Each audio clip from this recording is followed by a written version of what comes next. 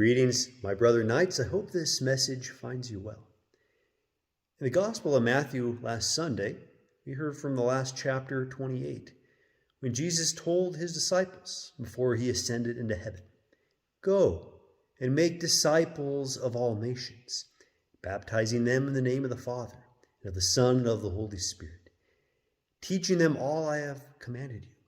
And behold, I am with you, even until the end of the age."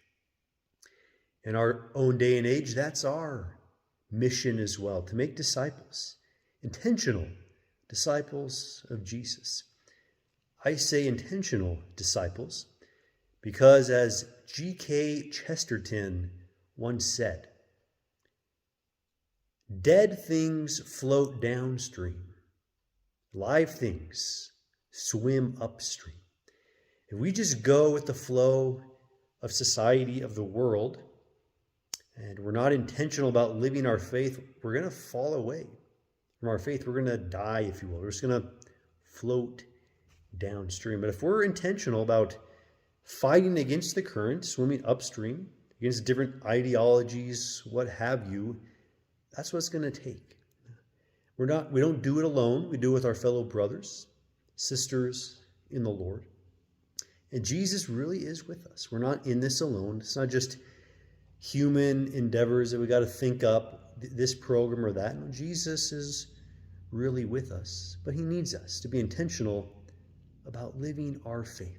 Because when we do, the divine power of God can break forth. It's not just us doing things, although we do have to do our part. But Jesus himself, the Holy Spirit, will come forth. That power will radiate through us. I'd invite you, my brothers, though, in your own lives, how are we doing it? Being intentional about living our faith. As a priest, one thing I would greatly appreciate, and I do appreciate, is when my brother knights helped me in my own parish to help others to be intentional about living their own faith.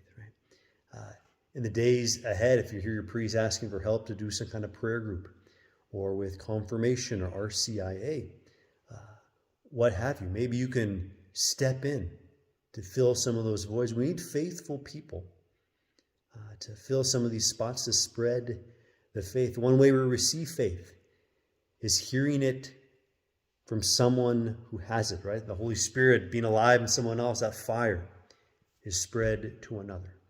So as we continue this Easter season, soon ending with Pentecost, let's ask the Holy Spirit to put on our mind one way we can be more intentional about living our own faith, because when we do, we're going to spread that fire of God's love to others.